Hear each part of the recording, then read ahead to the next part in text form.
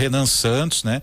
Nessa semana anunciou a mudança de partido, ele agora é do PDT, né? O PDT, partido que tem, também está aqui conosco, né? Como seu presidente local, presidente local, nosso ex-vereador Carlos Leite também.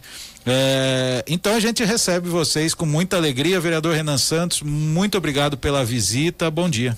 Bom dia, Lincoln, bom dia, Gustavo Ferrari, Herculin, Rosana, Pedro, bom dia a todos os ouvintes da Ipanema, bom dia meu presidente Carlos Leite, o Kleber Brizola, aqui dirigentes do PDT Municipal. É uma alegria, um orgulho estar aqui mais uma vez na Rádio Ipanema.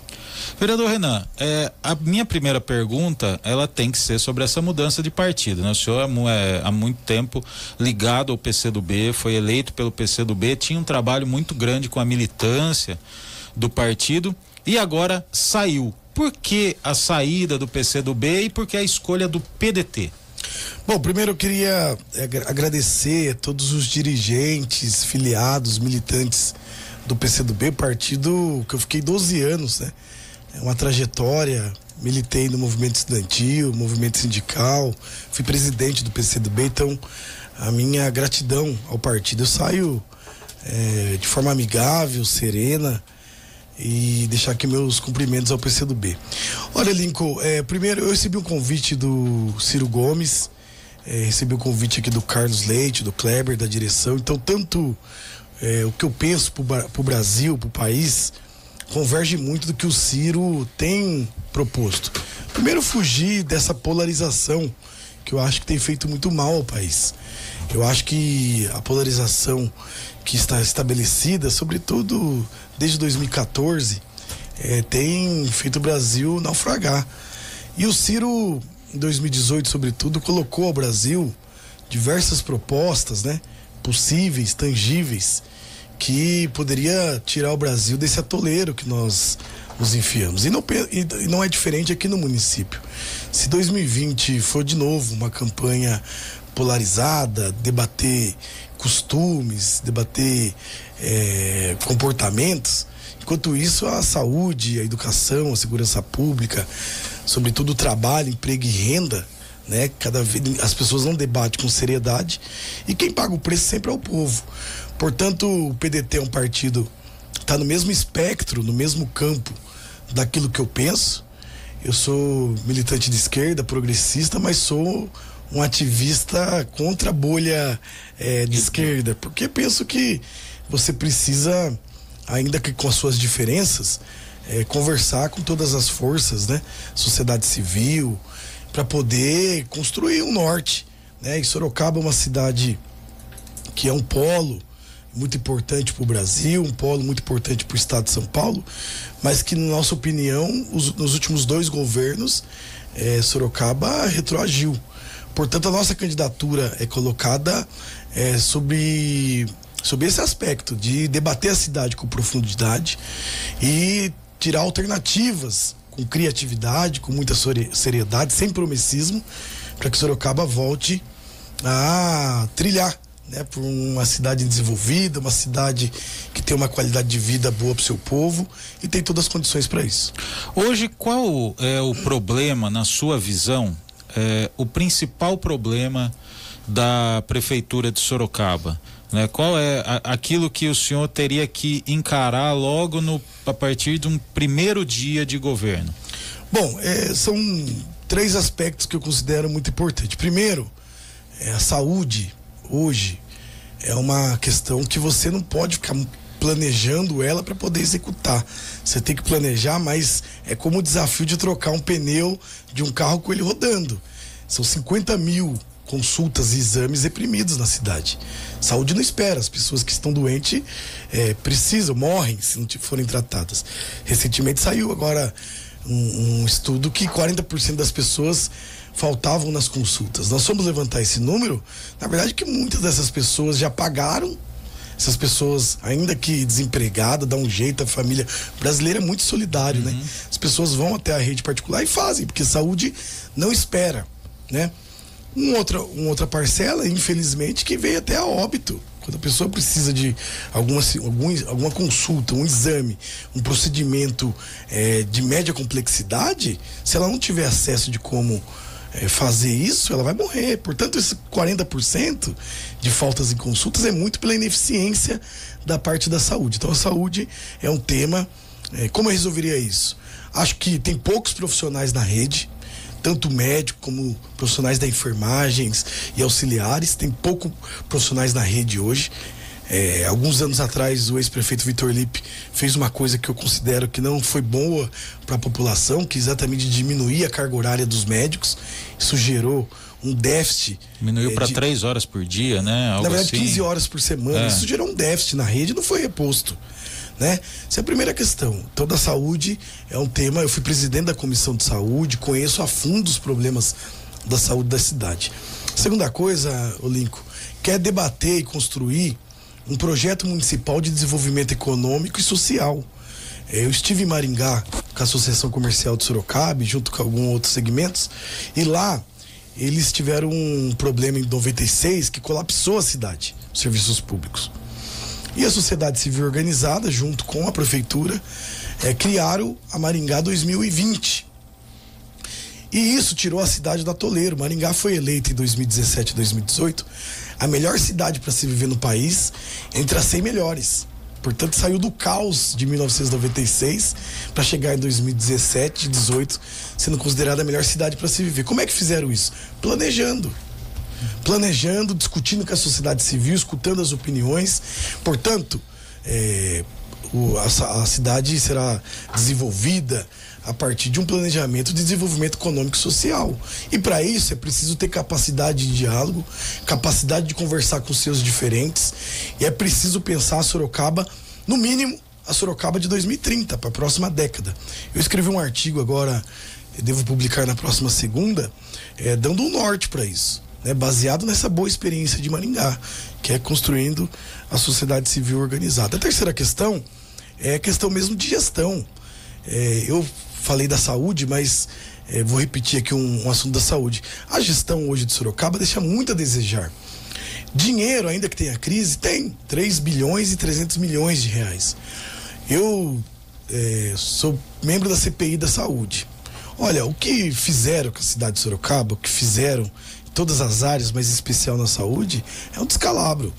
Veja, se a Santa Casa administrasse, eu sou defensor e advogado disso, se a Santa Casa administrasse as UPHs da cidade, 20% hoje das pessoas que vão à Santa Casa, mandado pelas UPHs Norte, Oeste e UPA do Éden, 20% não tinha razão de ir.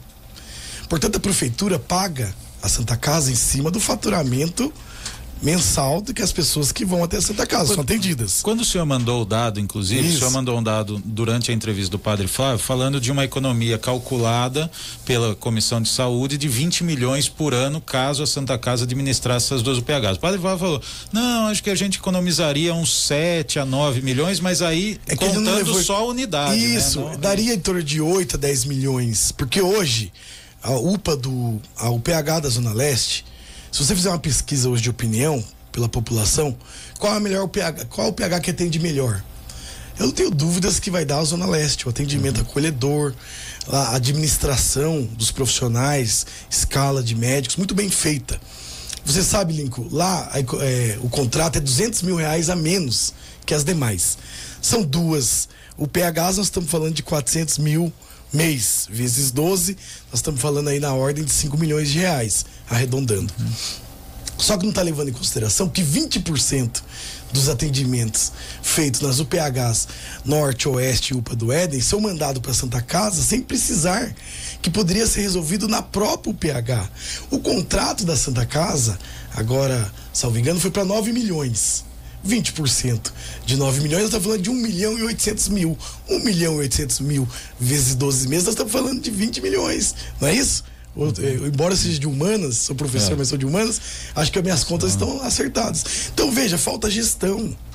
O principal problema hoje de Sorocaba é gestão. E nós estamos colocando a nossa pré-candidatura a prefeito para exatamente trazer alternativas criativas, né? É preciso ter gestão, criatividade e sem promessismo. Olha, o último prefeito, o ex-prefeito Crespo, ganhou em cima de promessismo.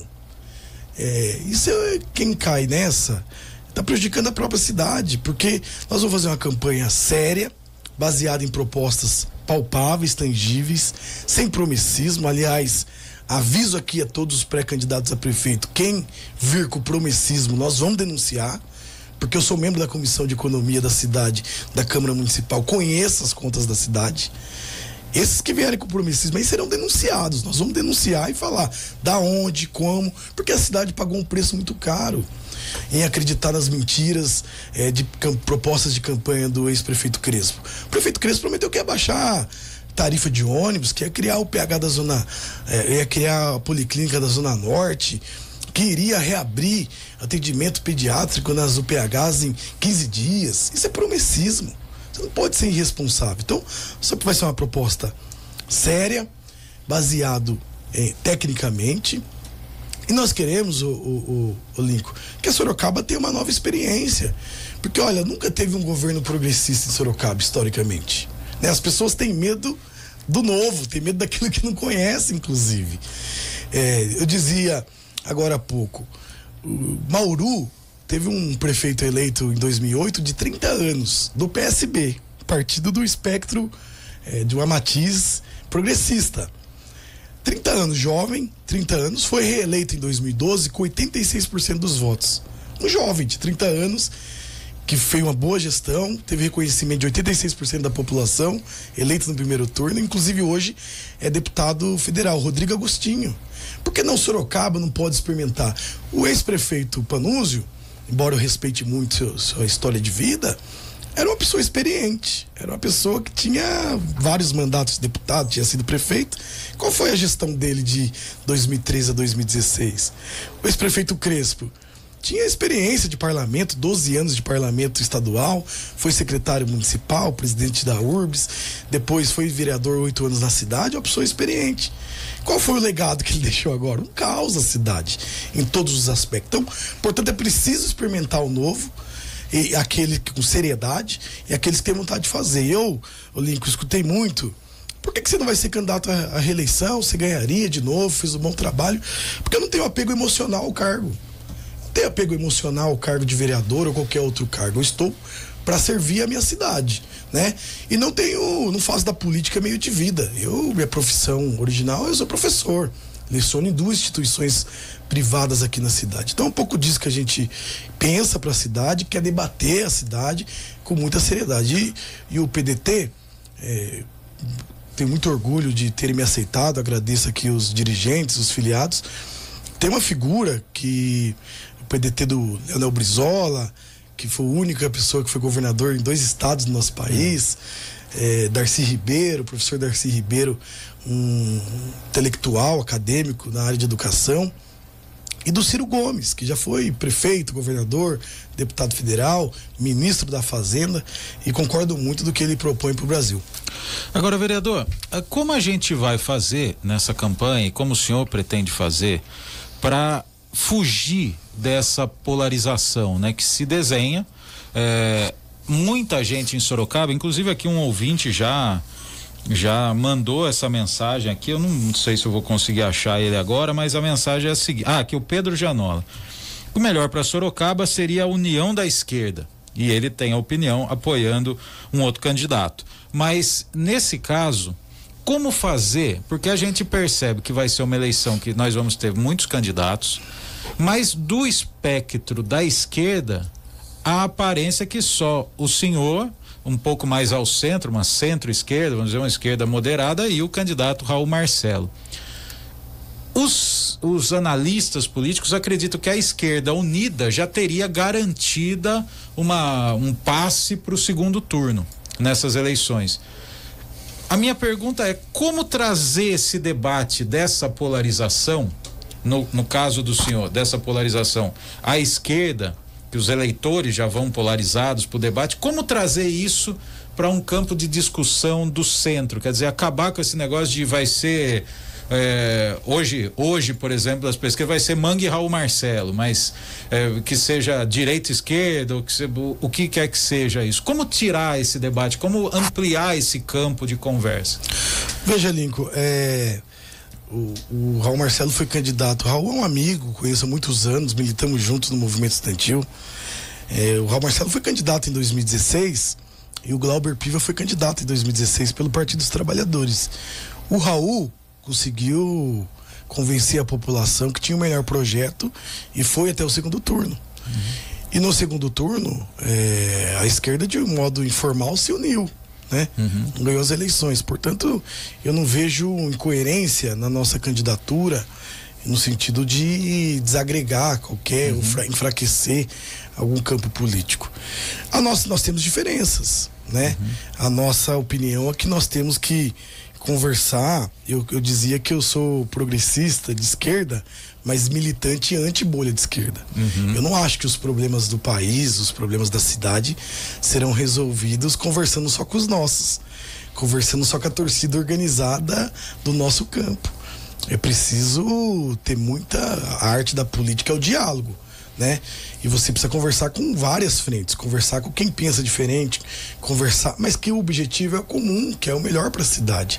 Então a nossa diferença está aí. Nós não vamos nos isolar. Como sou de esquerda, não nego isso, progressista, mas nós não vamos nos isolar. É preciso dialogar com outras forças políticas. Isso é uma coisa fundamental que nos diferencia. Uma outra coisa é que, se você pegar a população, com muita razão, inclusive, tem negado a política, né? E isso pede renovação. Tem hoje figuras carimbadas na cidade, né? Eu sou vereador de um mandato, embora tenha uma trajetória de ter sido presidente de Grêmio Estudantil, presidente da Associação de Moradores, presidente de Diretório Central na Universidade, dirigente sindical, já fui assessor parlamentar na Assembleia Legislativa do ex-deputado Pedro Bigardi, ex-prefeito de Jundiaí. Eu tenho uma trajetória política, tenho 34 anos, mas milito há 20. Fui presidente de Grêmio Estudantil com 13. Um vereador de um mandato, mas que representa a renovação. E as pesquisas mostram, a população tem um anseio pelo novo, pela renovação. E nós estamos nos colocando como uma alternativa viável, séria, sem promessismo, para administrar a cidade. Eu dizia que o exemplo do Rodrigo Agostinho de Bauru, que foi eleito prefeito com 30 anos, do PSB, do mesmo espectro político do nosso campo, que foi sucesso, foi reeleito e hoje é deputado federal. Agora, essa saída do PCdoB, ela aconteceu por conta de uma... Porque a gente sabe que o PCdoB, ele nacionalmente, ele tem uma aliança com o PT, né? E aqui em Sorocaba também sempre teve uma aliança com o PT nas eleições. Essa saída do PCdoB também foi por conta disso? Foi por achar que o partido talvez não abrisse essa possibilidade de diálogo, por ser um partido muito vinculado historicamente com o Partido dos Trabalhadores? O senhor percebeu que talvez não pudesse ter essa abertura, esse espectro de poder negociar com outros partidos, de poder conversar, compor até com partidos que sejam, vamos dizer, mais alinhados ao centro? Em Sorocaba, o PCdoB tem uma particularidade. Eu fui presidente do partido aqui por 7 anos, né? Nós não apoiamos o Partido dos Trabalhadores nem na eleição de 2012, nem na eleição de 2016. Portanto, aqui já não é essa lógica, né? Meu pedido de desfiliação do PCdoB se deu muito por conta do Ciro Gomes, né? Eu acho que essa questão de ter uma figura nacional que pense o Brasil alinhado às minhas ideias é muito mais coerente.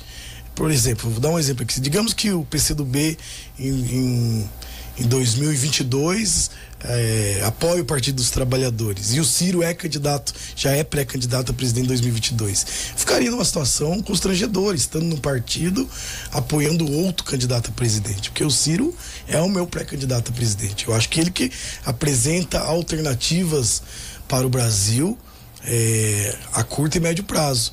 Portanto, foi por uma questão de coerência mesmo. Mas o PCdoB aqui já não tem essa lógica.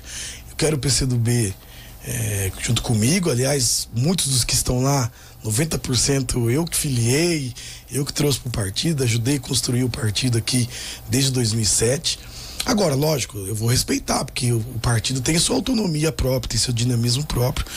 No entanto que eu já pedi para a direção aqui do PDT, pro Carlos, depois eu queria que ele falasse um pouco disso, já pedi para a direção aqui do PDT, o Carlos e o Kleber, chamar institucionalmente uma reunião com o PCdoB, né, para convidar a compor essa frente aqui de construção. E nós estamos conversando com outros partidos, Solidariedade, conversar com o Avante e o PSB. Portanto, estamos aqui em campo construindo um projeto municipal aqui para a nossa Sorocaba.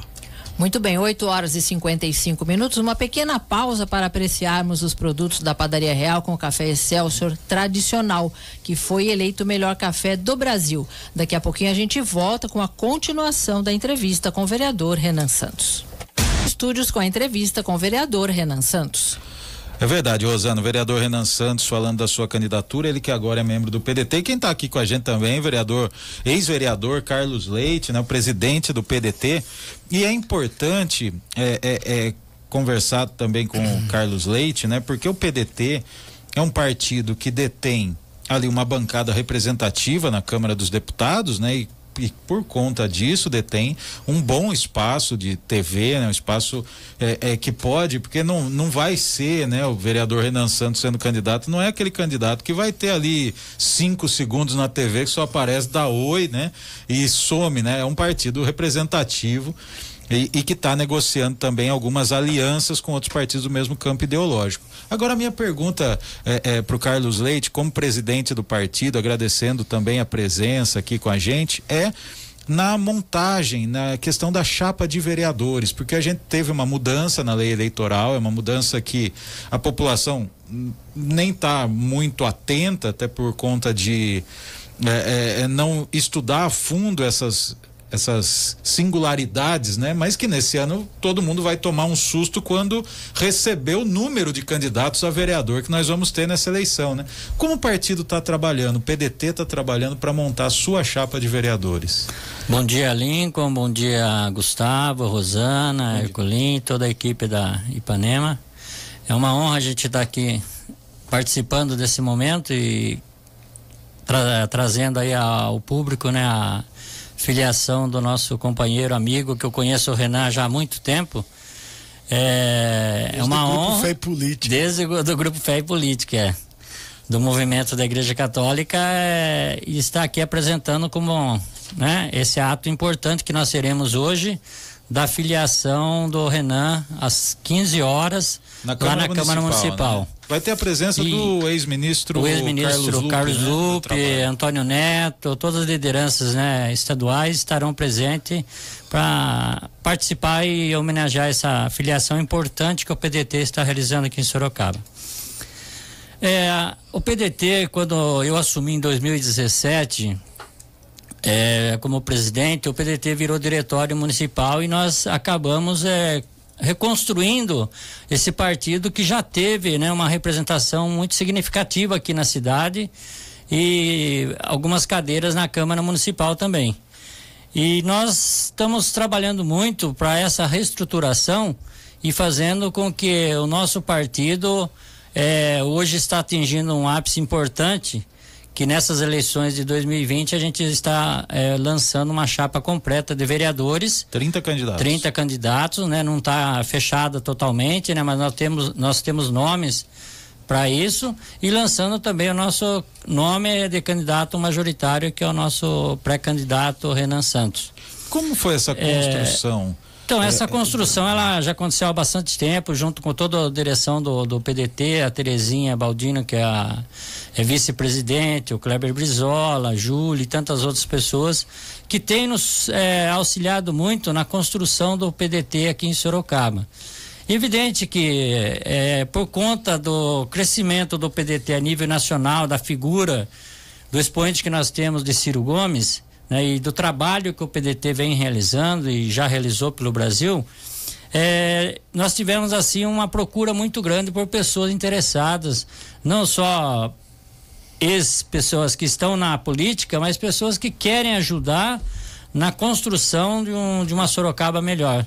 Então nós temos aí várias adesões importantes, teremos sim nomes que irão compor essa chapa de vereadores, e a expectativa nossa, sem dúvida nenhuma, com essa mudança que você comentou aí de que não vai ter mais coligações no proporcional, né, na chapa de vereadores, nós teremos um número excessivo de candidatos.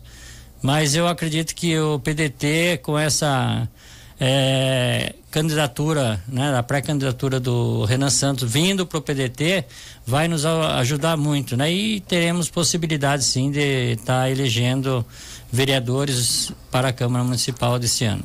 Vereador Renan, a gente já vai se encaminhando para o final da nossa entrevista. Daqui a pouco nós vamos conversar com a promotora do GAECO, que já está aqui, inclusive, a Maria Aparecida Castanho, vai falar da Operação Casa de Papel. O senhor acompanhou muito também, não só essa, como falso voluntariado, né?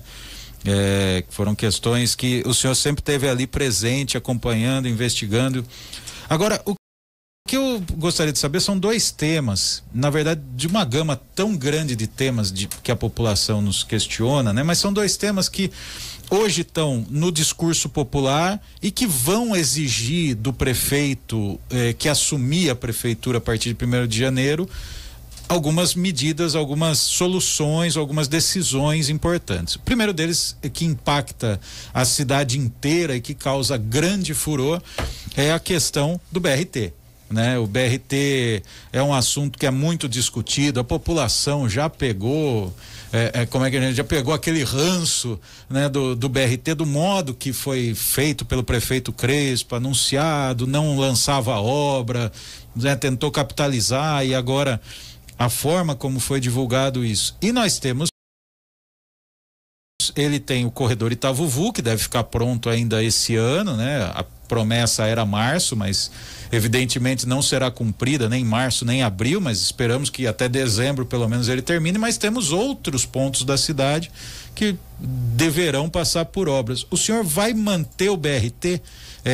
Como será essa? Porque o senhor fez parte tanto da comissão de transporte quanto da CPI dos transportes que investigou essa relação da Urbs com as empresas, né? Como será a sua visão para a questão da mobilidade urbana e do transporte público e essa questão específica do BRT?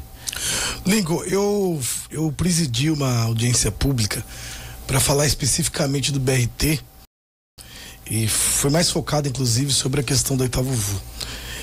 No aspecto geral, se for pensar qual é o futuro da mobilidade urbana, não tem como fugir que o transporte público é a saída, né? Com todos os países do mundo desenvolvido, a saída é pelo transporte público. É impossível você criar mais avenidas, alargar mais avenidas para dar conta da demanda de carros.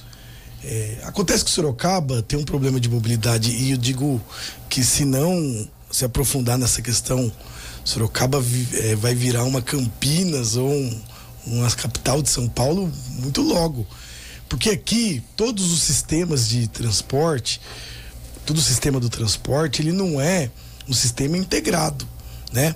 O BRT especificamente, do aspecto mais geral, era uma boa ideia no sentido de transporte público. O problema é que a execução foi muito mal feita. Sem planejamento algum. Olha, eles começaram a cavar, eles fizeram o canteiro de obra na Avenida Itavuvu, os comerciantes, a população não sabia do que se tratava o BRT. Portanto, há um problema aí de execução, de modus operandi. A Itavuvu, obviamente, na minha audiência pública, que eu presidi, esteve lá na época, era o presidente do BRT, o José Henrique Dávila, esteve o ex-secretário presidente da Urbs, o Fioravante, teve lá todo o staff da Urbs e /BRT, e nós discutimos o seguinte: olha, precisa no mínimo agora minimizar os impactos, né? Ou seja, a redução de dano. Então nós pedimos que, a partir daquele momento, a obra girasse, rodasse 24 horas por dia, porque e aos finais de semana, inclusive, porque você diminui isso 50% pelo menos o tempo de execução da obra. A sua pergunta mais direta, não tem o que se mexer hoje, porque o contrato é assinado inclusive com o governo federal.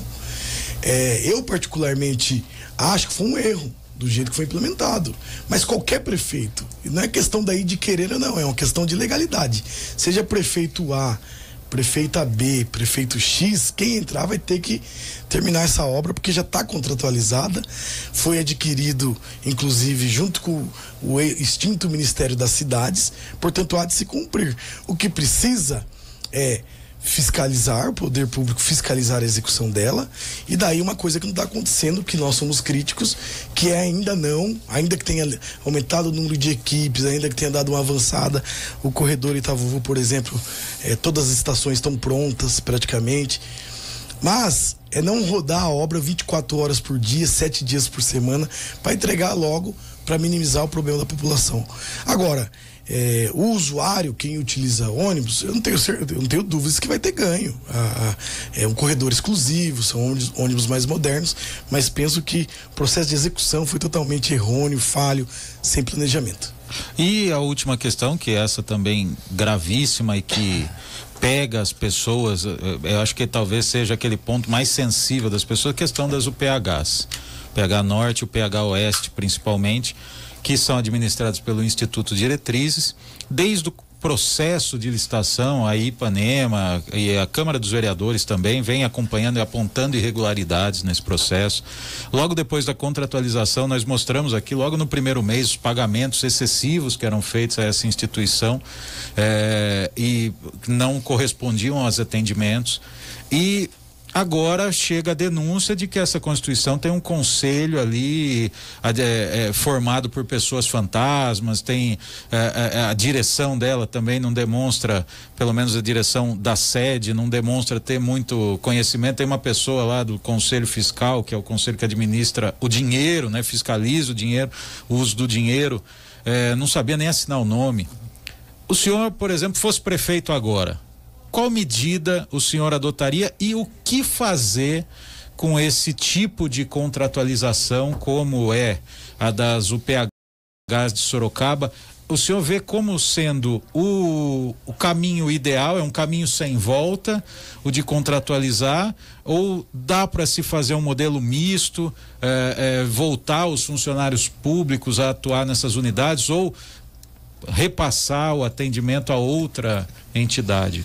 Eu sou membro da Comissão da Saúde, eu conheço da CPI da Saúde, eu conheço a fundo esse problema. Tem coisas ali inexplicáveis. Eu pedi à prefeita Jaqueline que cessasse o contrato imediatamente. Eu, se eu fosse prefeito, faria de forma unilateral, rompia esse contrato e estendia o contrato da Santa Casa a essas duas UPHs. Ia ter mais economia, mais eficiência no atendimento, e a população ia ficar feliz com essa medida. Então, cessaria imediatamente. Eu vou te dar um dado aqui. Tem tanta coisa estranha na contratualização dessas diretrizes, e o valor é acima do que gasta-se com a UPH Zona Leste, que é a Santa Casa, tanta coisa, que até o parecer jurídico, que deveria ter dando parecer favorável para realizar aquela contratualização, não tem no processo administrativo. Em todo e qualquer contrato da prefeitura é preciso ter um parecer jurídico da Secretaria Jurídica da Prefeitura. Não tem. Portanto, é uma série de coisas estranhas que nós estamos investigando, eu, vereador Hudson, vereadora Yara, vereadora Fernanda. Nós vamos fazer um relatório muito bem feito, mas eu dizia para a prefeita que eu não achava que tinha que esperar a CPI concluir seus trabalhos, porque uma vez que as evidências por si só já deveria ser suficiente para ela tomar uma medida. Veja, você ter no seu quadro diretivo laranjas, né? Em loco, o vereador Hudson foi lá em loco, constatou que as pessoas não sabiam que estavam na direção da diretriz, não sabia do que se tratava a diretriz. Isso eu acho que é motivo mais do que suficiente para romper. Agora, não dá para ser inconsequente romper sem você ter uma alternativa. Portanto, conversaria com a direção da Santa Casa, em especial com o Padre Flávio, uma pessoa abnegada, sensível aos problemas da cidade, para administrar essas duas UPHs, obviamente com anuência do Ministério Público, porque é uma coisa emergencial, uma coisa que demanda ter anuência do Ministério Público, eventualmente pela questão legal. Portanto, era uma medida que eu tomaria sem pensar duas vezes. Não compactuo, tem muita coisa estranha nesse contrato e não é de forma leviana que nós falamos aqui. Eu sou membro da CPI da Saúde e conheço a fundo aí, nos autos do processo, as coisas estranhas que lá estão.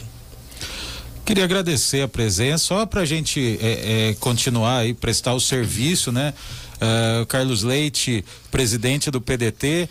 Hoje a filiação do vereador Renan Santos acontece hoje na Câmara Municipal, não é? Isso, às 15 horas, todos estão convidados a participar, a prestigiar a filiação do nosso companheiro Renan Santos, que está filiando, né? E com a presença não só das lideranças nacionais do PDT, como estaduais e a região, onde nós teremos na região aqui vários nomes como candidatos a prefeito, estarão prestigiando essa filiação aqui de Sorocaba da figura do Renan Santos.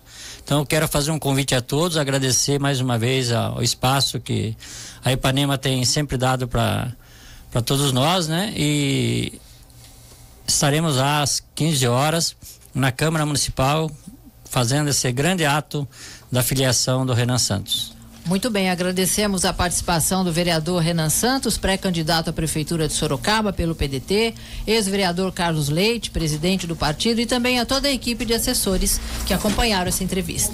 Obrigado, Rosana, obrigado, Linco, Gustavo, Culim. Mandar um abraço aqui especial os amigos da direção do PDT, os filiados, militantes, o Júlio, o Fábio Grão, Daniel Lopes, Kátia Campos, por aí vai. Um grande abraço a todos, obrigado pela oportunidade de poder colocar um pouco das nossas ideias aqui. 9h14.